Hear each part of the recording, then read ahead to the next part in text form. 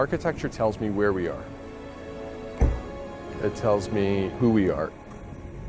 And it really identifies the character of a city. You can look at buildings and know immediately what the location is.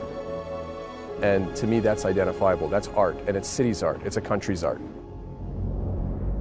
When we chose Foster & Partners, another key element to them was their understanding of old and new and being able to create identifiable buildings that really expressed and made visible the city's identity.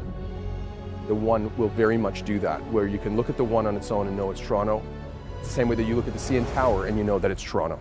This is incredible just to see the work and the details that's gone into creating the residential units, creating the building, creating the entire space that you're going to live in. Sam is one of those unique clients that has very strong ideas, very engaged in the design process. He came to the studio nearly 3 years ago now, and our approach to design and visualizing architecture, he understood.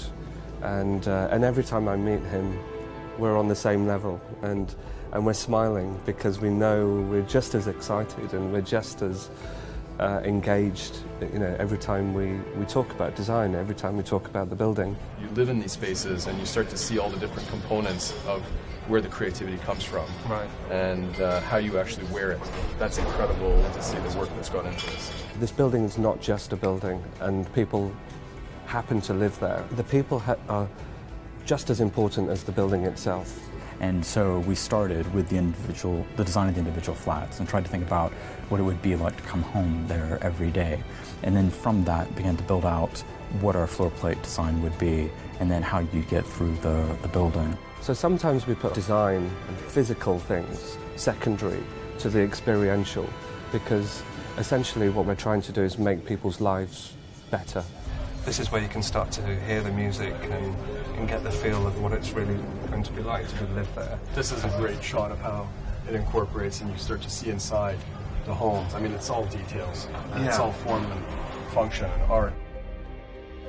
I think what struck me about Sam is that, you know, he was a man who had a vision. He had a vision about what he could create on this particular site. You are at this kind of critical junction of the city where Yonge and Bloor meet, and you do feel you are in the centre, you know, not just of the city, but of kind of Canada. Toronto has a very distinctive skyline.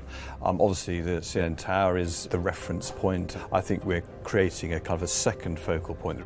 Our immediate reaction was one should celebrate its focal point, and we can do that very, very positively by introducing, obviously, a structure of significant scale. It's a heroic endeavour to build a tower of this size, and we should celebrate it, to be very expressive with its frame, to articulate the tower, particularly with the slots that are the mechanical services, which give it a rhythm as you rise up through the height of the tower, which is, again, unusual because most of the towers in Toronto are kind of what we call straight up and down towers. When we first started the brief was never build the tallest building. The brief was he wanted to have the best building and that it had to be that the whole way through. Sam made it very clear that this was a building where every bit of it had to be uncompromising, right down to the point that at the base of the building he wanted the whole space open for really world-class retail. And normally when we do a building, you'll have the core and it runs down through and it ends up providing a huge amount of the structural support for the building. And so the very first bit of the brief was that just has to come out. Then that really led us to a challenging design of, well, how are we going to develop a building that could be entirely clear span at the base and also be the tallest building in Canada? And that's the kind of design brief that you just live for. If that doesn't excite you, you're in the wrong industry. So as we were developing the projects for the One, we had the ability to model them three-dimensionally in the computer and then print them three-dimensionally. And we can generate those models very, very quickly, so we can test different ideas, different structural forms, different massing arrangements, and that's kind of key to how we interrogate our designs and understand whether they're working visually, but also in the wider context of the city. The One's going to be the last piece of the cluster that happens at Yonge and Bloor, and that's a responsibility we take very seriously. People are very excited about what's going to happen here, and not passively so.